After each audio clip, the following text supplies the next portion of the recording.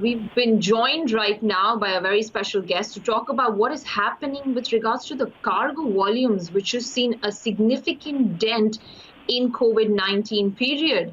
And to take this conversation forward, I have with me Mr. Jakob Sorensen. He's the managing director at APM Terminals Pipavav from Gujarat. He's joining in right now. Jakob, thanks very much for taking out the time. These are unprecedented times for everybody and every industry. There's no playbook to go by. We've not seen such a thing happen in the past that we can learn from history. But, as we go along, do you feel things are starting to, while obviously ports is running to maintain sustenance, but there are significant challenges for a company such as yourself as well. Can you highlight what you're going through in this period? Yes, good morning, Davina, and thanks for having us here. You're right. I mean, I can try to remember back to the Lehman Brothers crisis more than a decade ago, but then again, this is different. I believe, yes, we can say we've gone through several phases already. So we've all been spectators and watching what was going on in China, and then all of a sudden we had it here on our own doorsteps in India. When it comes to the port, you're also correct that we've been definitely preparing for safety and security, for PPEs and equipment, masks and so on for our staff. And then on the 23rd of March, when the lockdown was declared, we all of a sudden had very little time to scramble and get that effectuated and get that in place.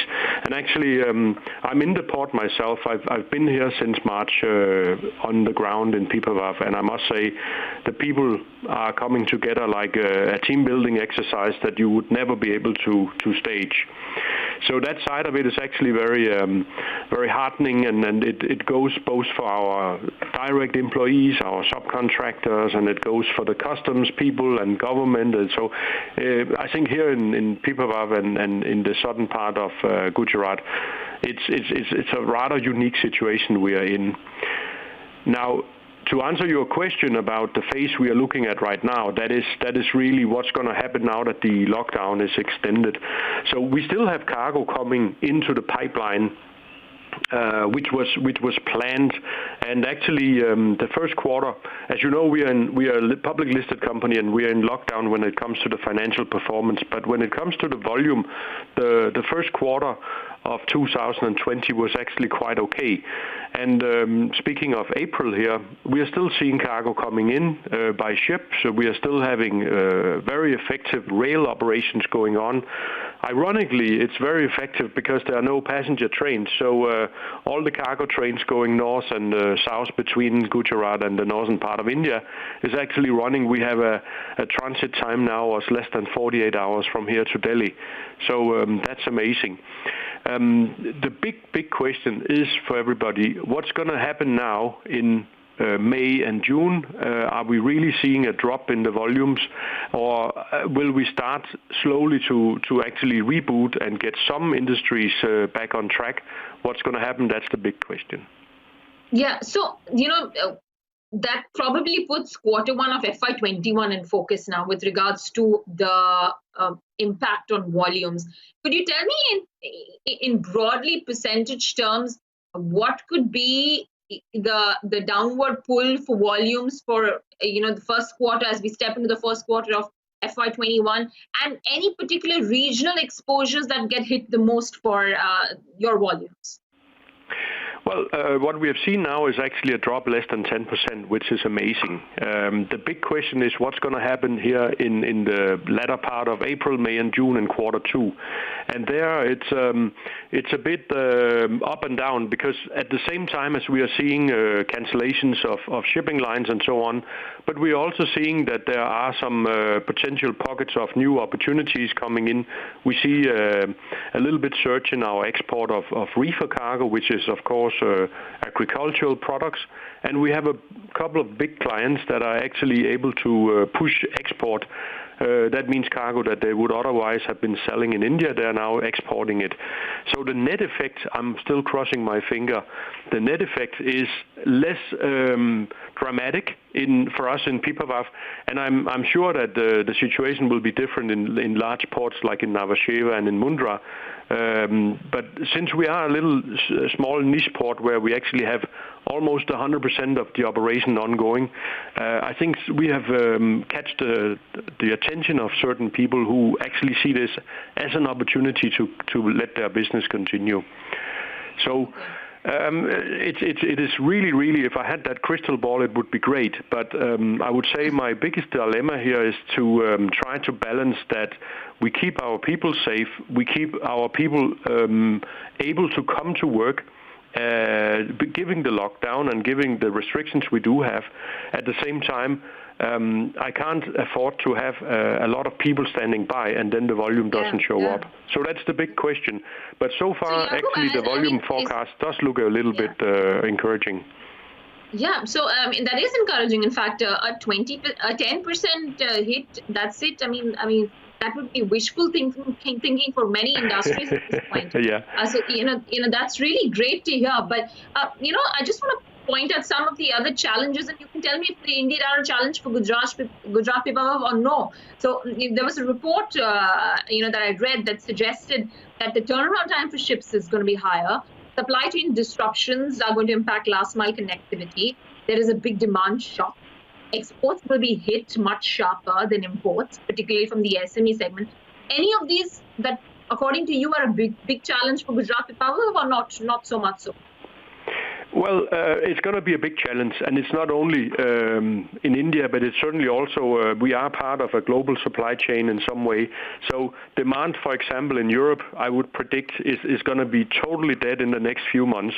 And then there is cargo in the pipeline. What are we going to do with that? So actually we have made capacity in our yards here for additional storage.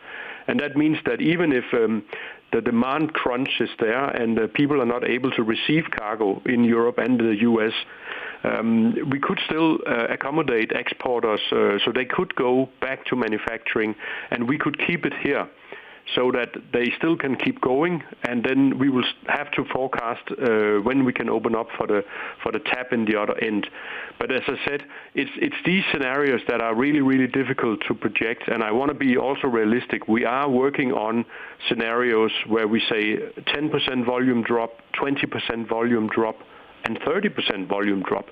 So for those scenarios, I do have a playbook that is rather drastic should that happen.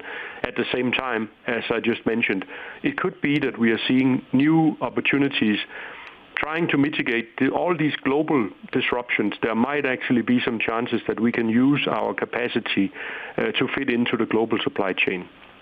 Yeah, you spoke about having warehousing for storage of cargo if demand dips and you're not able to, and countries are not able to pick up. Won't that increase fixed costs for the company? Yeah, but even when you say warehousing, we do have warehouses, and that means gudangs and warehouses with roof over. But the blessing, the silver lining is that we have plenty of empty containers. So actually, I could store empty containers, or I could store full containers with cargo in it, be that even import or export. We have a large client in the north, in Delhi, who's electronic manufacturer, and they are actually importing spare parts and components, and they are keeping a lot of their imports in a bonded zone where they will be able to take that stock in as soon as they need it to the factory. So there's a lot of planning going on, and I believe that everything that was a reality and the way we did it yesterday, just in time and so on, that's going to be redefined tomorrow. So for all the good innovators, and let's not forget also, there's a lot of good opportunities now to really go digital. So one good example I have is that our local customs people here in Pipavav, they've actually been amazing. They've been working from home, but they've been working online.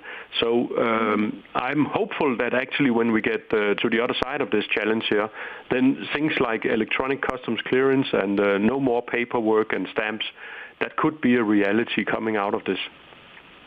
Okay, that sounds great. Jakob, what's the word on CapEx, and does that get pushed back materially? That's a really good question, and we don't know each other so well, but I'm known as a guy who don't give up and as a guy who push things forward. And if I look at one of my really big idols, that is the founder of AP Moller Maersk, Mr. Maersk McKinney Moller, and in our group we have always been very good at actually investing and doing investments and purchases when the market is down. And if we had an opportunity for us right now, then I don't think we've seen anything more interesting than right now. But at the same time, I have to modify my statements here because I still need to get proposals on the table. I need to get them through investment committees. Financing our group is pretty strong with a lot of cash and so on. But I would say there will be some global opportunities around the board, and we are obviously competing with the resources as well. But I would not say that we have put a stop to CapEx at the moment. We're still trying to see what are the opportunities as well. Yeah, Pimi, you're sounding more optimistic as every question passes. CapEx on track, volume's not impacted much. But let me get to the other key angle, and that's realizations. Do you see that getting impacted? I do, and again, it's my nature to be optimistic, and I don't give up, Davina. But on the other hand, we need to be realistic. So that's what I said. I do have some tough scenarios to face up to as well. And what do we do if the volumes really go down? What do we do if everything is postponed? Then obviously we can't just sit here and have all the fixed cost and all the expenses. We are facing a lot of our customers also asking us to waive bills and postpone billing and waive charges, and I'm not in a position to sit and just be the kind Mother Teresa of shipping. So we have some tough calls to make as well, even if we are trying to work with our customers to make everybody get through this and be alive on the other side of the crisis. All right, Jakub, thank you so much for joining and really appreciate you taking out the time. It was great hearing that at least a few companies are managing to pull through even in these tough times. And, cargo volumes, while suffering, at least for Gujarat people, they seem to be, fairly okay about it.